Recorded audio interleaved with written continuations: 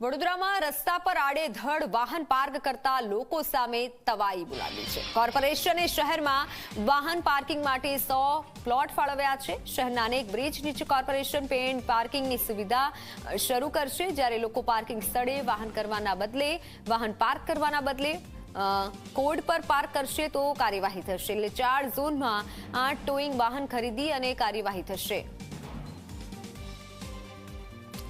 શહેરના અનેક બ્રિજ નીચે કોર્પોરેશને પેઇડ પાર્કિંગની સુવિધા શરૂ કરશે। હવે લોકો પાર્કિંગ સ્થળે વાહન પાર્ક કરવાના બદલે હવે કોડ પર પાર્ક કરી શકશે। आप जानो છો કે લગભગ 17 જગ્યામાં અમે પાર્કિંગ પ્લોટ્સ અને પાર્કિંગ એરિયાઝ માટે જાહેરાત આપી દીધી છે। આજેની રિવ્યુ મિટિંગમાં દરેક ઝોન વાઇઝ વેસ્ટર્ન ઝોનમાં વધારે, ઈસ્ટ, નોર્થ અને સાઉથમાં કુલ મળીને લગભગ 200 નવા પાર્કિંગ પ્લોટ્સ અને પાર્કિંગ ઝોન્સ આઈડેન્ટિફાઈ કરવાનું કીધું છે।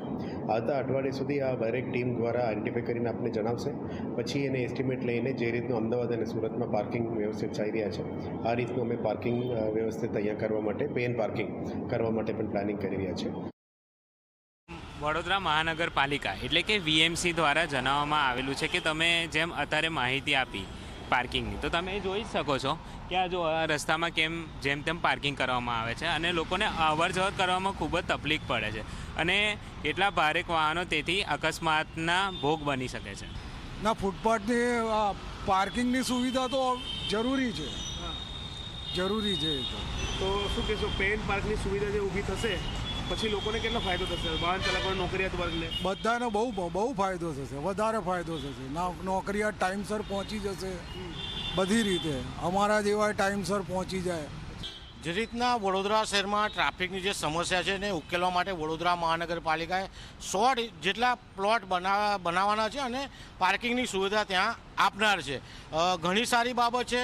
સાથે સાથે વડોદરા મહાનગરપાલિકાએ બીજું એક કામ એ પણ કર્યું કે પાર્કિંગ પોલિસી પણ અપનાવવી જોઈએ, જેથી કરીને સિટીમાં જે તકલીફ પડી રહી છે શહેરમાં એ પણ ઓછી થશે।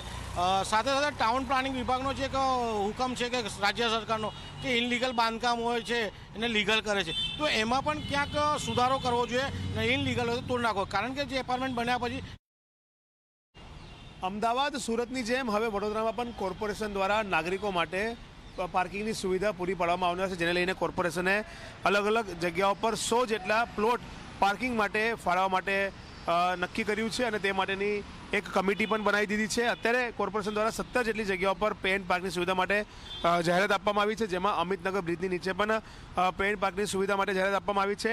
મહત્વની બાબત છે કે હાલમાં પાર્કિંગ પોલિસીનો અમલ ન થવાના કારણે લોકો આડેધડ અને રોડ પર વાહનો પાર્કિંગ કરે છે, જેના કારણે ટ્રાફિકની સમસ્યા ઉદ્ભવે છે। ત્યારે કોર્પોરેશન દ્વારા હવે નાગરિકોને પૂરતી પાર્કિંગની સુવિધા મળી રહે તે પ્રકારની જે વ્યવસ્થા છે તે કરવામાં આવનાર છે અને વ્યવસ્થા કર્યા પછી પણ જે લોકો પાર્કિંગમાં વાહન નથી મૂકતા અને રોડ પર મૂકીને ટ્રાફિક જામની પરિસ્થિતિનું નિર્માણ કરે છે તેમના માટે કોર્પોરેશન ટોઈંગ વાહન જે છે તે ખરીદવાની છે અને ખાસ કરીને 4 ઝોનમાં 8 જેટલા ટોઈંગ વાહન ખરીદીને જે નાગરિકો આડેધડ રોડ પર વાહન પાર્ક કરે છે તેવા લોકોના વાહન ઉઠાવવામાં આવશે, તેમને દંડાત્મક કાર્યવાહી કરવામાં આવશે।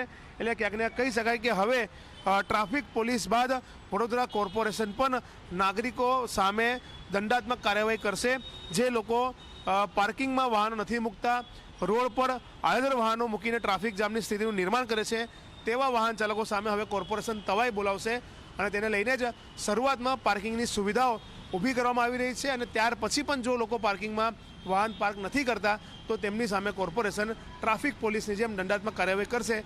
ત્યારે જોવું રહ્યું કે ક્યારે કોર્પોરેશનના આ જે પાર્કિંગના પ્લોટ છે ફાઇનલ થાય છે, ક્યારે સુવિધા ઊભી થાય છે, કારણ કે શહેરમાં અત્યારે પાર્કિંગની ખૂબ વિકટ પરિસ્થિતિ છે, જેના કારણે લોકો આડેધડ રોડ પર, ફૂટપાથ પર વાહનો પાર્ક કરે છે અને જેના કારણે ટ્રાફિક જામની સમસ્યાનું નિર્માણ થઈ રહ્યું છે।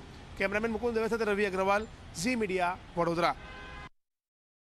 કોંગ્રેસ સતત લોકોના માટે લડતી આવી છે, લડતી રહેશે અને જે પ્રમાણે પાર્કિંગનો ઇસ્યુ છે, ખરેખર તમારી પાસે પડતોડ જમીન હોય, પડતોડ જગા હોય તો એના માટે જો સામાન્ય વ્યક્તિ પાર્ક કરો તમને વાંધો શું છે?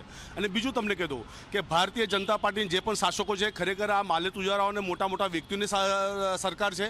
જે પ્રમાણે હું તમને પહેલાં જ કીધું કે અત્યારે આજની તારીખને તમે અલકાપુર જે મોટા હાઈફાઈ વિસ્તારની અંદર તમે જાઓ કે જ્યાં તો 4 વ્હીલર અનનેસેસરી પાર્કિંગ થયેલા હોય છે, ત્યાં તમે પાર્કિંગ ઉઠાતો નથી અને એક સામાન્ય વ્યક્તિ જ્યારે નોકરી નથી જતો હોય ને જો ગાડી પાર્ક કરો તમને શું એટલો બધો વાંધો આવે છે? અને પહેલો બીજો પ્રશ્ન કે તમે જે પ્રમાણે બ્રિજો નીચે ખર્ચો કર્યા છે બાળકો માટે સંકુલ કરી બધો ખર્ચો વેઠવાઈ રહ્યો છે, તો તમે લોકોને મદદરૂપ થાઓ.